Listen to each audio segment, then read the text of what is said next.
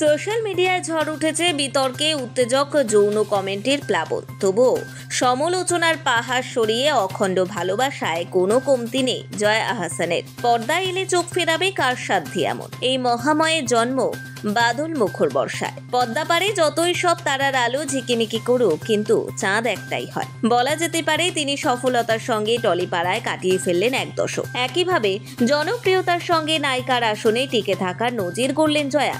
10 বছর পার করে ফেললেন, যা ঢলিউডের আর কোনো নায়িকা টলিউডে এসে করতে পারেননি। জয়া বাংলাদেশের টেলিভিশন ও মূলধারার ছবি করলেও সেখানে জনপ্রিয়তা পান বেশিরভাগ মননশীল ছবিতেই।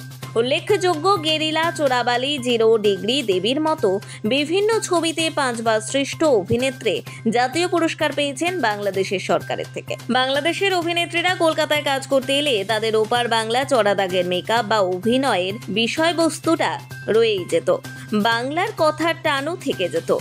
এ শহরের সঙ্গে আত্মিক যোগ তৈরি করতে পারেননি কখনো। কিন্তু জয়ার ক্ষেত্রে তা নয়। সে বাংলাদেশের মেয়ে হলেও তিনি যেন কলকাতারও কন্যা বলা যেতেই পারে। তিনি ভিন্ন চরিত্রে বারবার নিজেকে ভেঙেছেন ও প্রমাণ করেছেন। 2013 সালে অরিন্দম শীলের ছবি আবর্ত দিয়ে জয়ার কলকাতা সফর শুরু হয় এবং তার অভিনয় জীবনে 10 বছর তিনি পূর্ণ করে ফেলেছেন 2023 সালে কৌশিক গঙ্গোপাধ্যায়ের অর্ধাঙ্গিনী দিয়ে। এবার আসতে চলেছে কৌশিক জয়ার অর্ধাঙ্গিনী 2। এখন ব্যস্ত জয়া ছবির শুটিংয়ে, পাশাপাশি মুক্তি আসন্ন জয় আর ডিয়ার মা ছবিটি অনিরুদ্ধ রায়চৌধুরীর পরিচালনায়। কলকাতায় সৃজিত মুখোপাধ্যায়, কৌশিক গঙ্গোপাধ্যায় এবং শিবপ্রসাদ মুখোপাধ্যায়ের মতো প্রথম সারির পরিচালকদের ছবির নায়িকা হয়ে উঠেছেন জয়া। যেমন কৌশিক গঙ্গোপাধ্যায়ের পরিচালনায় বিজয়া ও বিসর্জন ছবি দর্শকের মনে দাগ কেটে গিয়েছে। অবশ্য এখানে দুটি ছবি আলাদা হলেও সিকুয়েলের যোগসূত্র রয়েছে।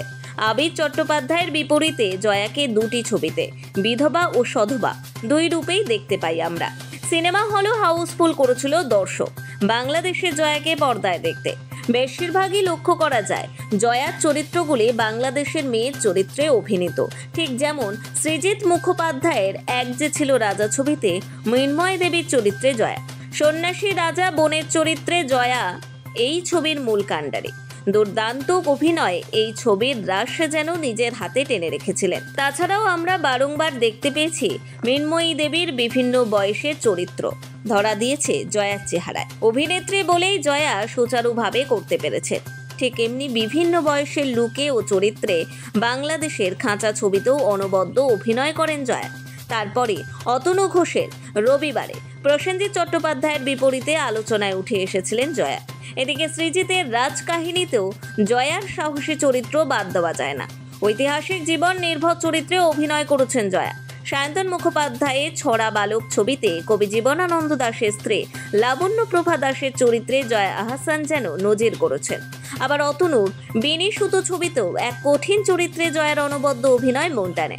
পাশাপাশি শিবপ্রসাদ নন্দিতার কণ্ঠ ছবিতে এক ডাক্তার হয়ে তিনি রোগীর জীবনের প্রেরণাদাত্রী হয়ে উঠলেন। কিন্তু এত সহজেই কি জীবনের সব দেনা পাওনা মিটে যায়? কলকাতায় এসে মাঝ সমুদ্রে দাঁড়িয়ে যেন একা মেয়ে, তারপরও সবাইকে টক্কর দিয়ে অভিনয় করে গিয়েছেন জয়া আহসান। এত সাফল্যের মাঝেও বারবার সমালোচিত নিন্দিত হয়েছে তার ব্যক্তিগত জীবন।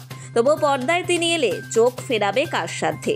জয়ার গ্ল্যামারের 6টা আর মননশীল ছবির ঘরানা 2 মিলে জয়া বক্স অফিসে হিট।